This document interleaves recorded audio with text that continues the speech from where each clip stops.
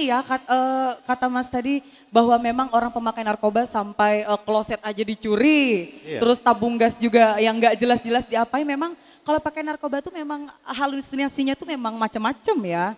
Iya, jadi kalau kalau dibilang mau sembuh dari narkoba sebetulnya sih 1 minggu teorinya 1 minggu sampai 10 hari kalian udah bisa bebas dari Obat-obatan narkoba. ya.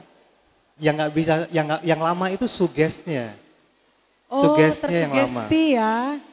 Kalau menghilangkan zat dari tubuh 10 hari sampai 2 minggu bisa hilang zatnya. Tapi sugesti kita itu yang harus disembuhkan. Berarti memang harus dari Sugesti itu dalam yang lama. diri ya. Iya, sugesti itu yang lama. Sugesti itu yang bikin kita jadi kayak pingin balik lagi gitu loh. Oh berarti saya ambil contoh salah satu artis ya. Seperti Roy Martin dan juga Jedun. Kenal Jedun nggak? Kenal Jedun, Jennifer Dan. Oh. Biasalah itu di kalangan ibu-ibu ya. Kalau kalian kenal di situ kan dia sudah 3 kali terkena kasus narkoba. Berarti yang kata Mas bilang tadi memang halusinasi dan imajinasi itu memang harus dari dalam. Berarti mereka terjerumus lagi ya karena itu ya sebenarnya. Pengen lagi. Lingkungan tuh paling menentukan. Saat kalian udah sembuh, butuh lingkungan baru. Harus baru ya. Harus baru, nggak bisa nggak. Jadi saat kalian sembuh, kalian harus tetap bekerja, jangan diem memang. Dan butuh Jangan lingkungan sampai baru. buruk. Gitu. Ini yang belum sebaiknya ingat, itu tadi saya bilang bahwa masa depan itu masih panjang banget. Kita masih bisa bikin Indonesia lebih hebat dari sekarang. Kalian ini yang bisa bikin Indonesia jadi hebat sekarang. Tepuk tangannya dong yang luar Gitu. biasa. Alhamdulillah saya tuh udah dengan slang saya udah dari Aceh sampai Papua, dari utara sampai selatan udah pernah datengin tempat-tempat itu. Indonesia ini kaya banget dan sangat riskan buat kemasukan dengan barang-barang terlarang itu. Tapi kalau kita lihat hebatnya, kalian punya kesempatan banget buat bikin Indonesia jauh lebih hebat daripada sekarang tanpa narkoba. Luar biasa Beneran. ya. Kita kaya banget. Jadi jangan sia-siakan itu. Itu. Aduh, Mas Bim Bim Mas Bim Bim lagi. Aduh, saya agak keingetan sekali ya. Mas Rido, di sini kan tadi sudah dijelaskan ya, pernah ngelihat teman-teman lagi sakit, lagi nyuntik-nyuntik atau pernah pakai suntikan juga? Semua ya? Aku belum pernah lihat secara langsung tapi menemukan setelah itu iya. Waduh, itu wajahnya terus aktivitasnya setelah itu gimana gitu? Kalau lihat tampangnya Bim Bim sama Kakak zaman tahun 97 dengan sekarang, jauh. Jauh ya? Mereka jauh lebih fresh. Kadang-kadang waktu pas pertama kali mereka, ini ada cerita lucu, waktu pas mereka pertama kali sembuh, tahun 2000-an gitu, diajak jalan sama Bunda. Sama Ibunda Bim Bim? Iya. Betul. Manajer kita kan. Iya. Jadi kita jalan ke Jalan Sudirman. Itu mereka bingung, ini gedung kapan dibikinnya gitu loh. Nggak sadar ya? Nggak sadar. Padahal kita sering lewat situ. Ini padahal udah gedung udah lama, jadi mereka tuh nggak ada sadar gitu loh. Oh jadi kesadaran juga direnggut ya sebenarnya? Semuanya. Padahal sering lewat situ. Sekarang gini deh,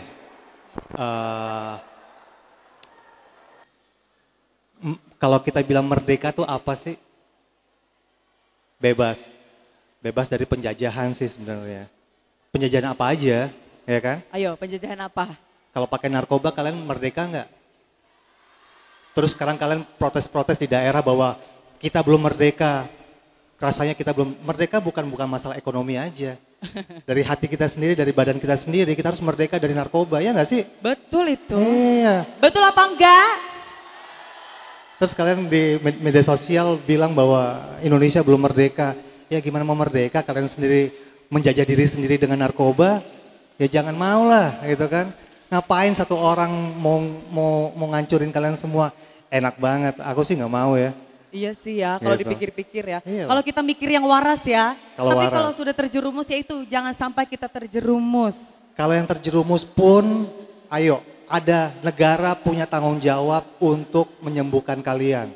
Jadi jangan takut. Laporin aja bahwa saya pemakai. Kalian nggak kalian tangkap, tapi kalian direhabilitasi. Itu Dibantu janji ya. negara yang saya dengar langsung sendiri. Jadi kalian nggak usah takut. Tapi yang belum hindari, jangan pakai. Jangan sampai sentuh sedikit pun ya, Iya, kayak hal lagu betul. Bang Roma ya. Iya. Secuil pun jangan sampai disentuh. Iya. Saya mau dengar suaranya lagi, mana suaranya?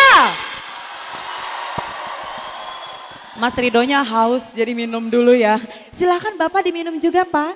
Ada mau minum? Mau minum? Keluarin dari tasnya yang berbentuk air ya. Aduh, sepertinya di sini sudah sangat panas sekali ya. Dan juga sudah bergerumuh di sini.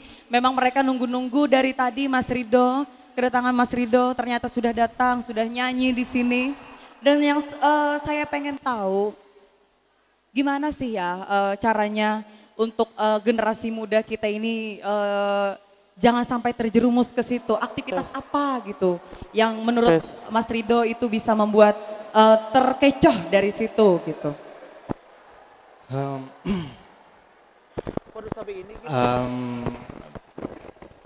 Sebenarnya kalau aktivitas sih agak klise. Sebenarnya kalian tuh butuhnya belajar yang benar. Kalaupun mau yang lebih luas lagi, sebenarnya kalian kenali wilayah kalian ini. Tabalong nih, cari tahu apa kelebihannya, apa potensinya. Bangun daerah masing-masing sebenarnya gitu. Iya betul. Kalau memang ada yang bisa kreativitas itu sangat penting banget sih. Kreativitas bukan cuma masalah musik doang, tapi cari hal-hal yang bisa jadi apa ya, mensupport ekonomi melalui kreativitas tadi gitu loh. Gitu. Betul. Karena di daerah-daerah lain banyak anak-anak SMA ataupun SMP yang udah mencoba kreativitas, kayak misalnya aku kayak di Ambon misalnya. Di Ambon tuh anak-anak SMA dilatih untuk bikin dari sampah plastik jadi tas.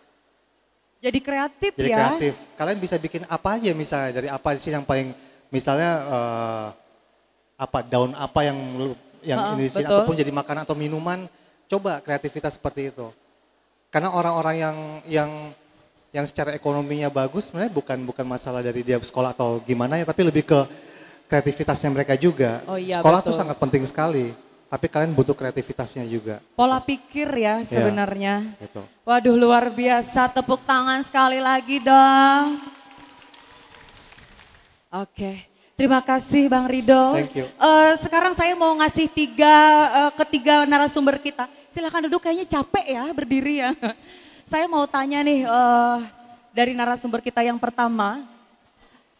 Ya baiklah, ada getaran-getaran ya di sini. Oh kamu udah ganti baju ya? Oh kenapa kok kamu bisa ganti baju ya? Apa mau foto gitu? Oh my God, witches ya. Please deh ya. Oh ya. Ih aduh oh my God. Malu-maluin dong. Aduh ini artis Jakarta loh yang datang. Aku mau ngasih pertanyaan nih buat Pak Irfan Syah ya.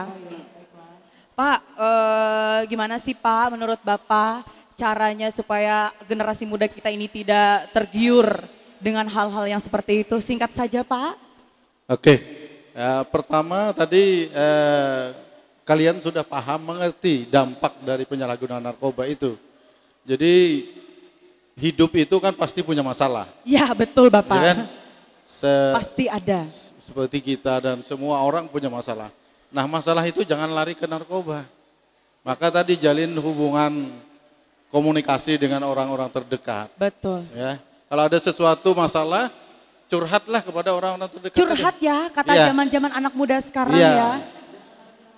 Terus untuk Pak Arifin nih Pak, sama sih pertanyaannya, bagaimana sih cara Bapak gitu ya, dan pesan, Bapak kan juga tergabung dalam Rumah Pintar dan Kreatif kan Pak di Banjarmasin gitu.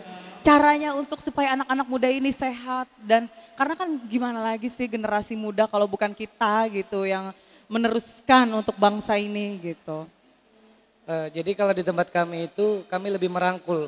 Merangkul Jadi, ya. Ya kadang yang datang kan memang banyak teman-teman yang di situ dia diasingkan oleh masyarakat. Karena notabene Oke. memang mereka adalah pengguna. Iya. Tapi di tempat kami mereka kita berdayakan secara maksimal. Maksimal Ya, ya, memang alhamdulillah. betul-betul membantu. Kalau di tempat kami itu dengan berbagai macam unit bidang, kemudian mereka juga kita ajak studi banding ke lapas, kemudian kita kasih gambaran kalau misalkan kalian tidak seperti Bang Rido bilang tadi, kalau tidak mengakui dirinya memang pengguna dan itu akan berakibat fatal. Sebagai contoh yang ada di lapas. Iya. Nah jadi upaya kami memang tidak banyak, tapi kami punya beberapa klien yang hampir di situ kita pegang sampai mereka menemukan titik temunya. Dan itu memang banyak putus sekolah. Tapi sekarang alhamdulillah udah hampir 90% mereka kembali ke sekolah. Luar biasa ya, tepuk tangan dong.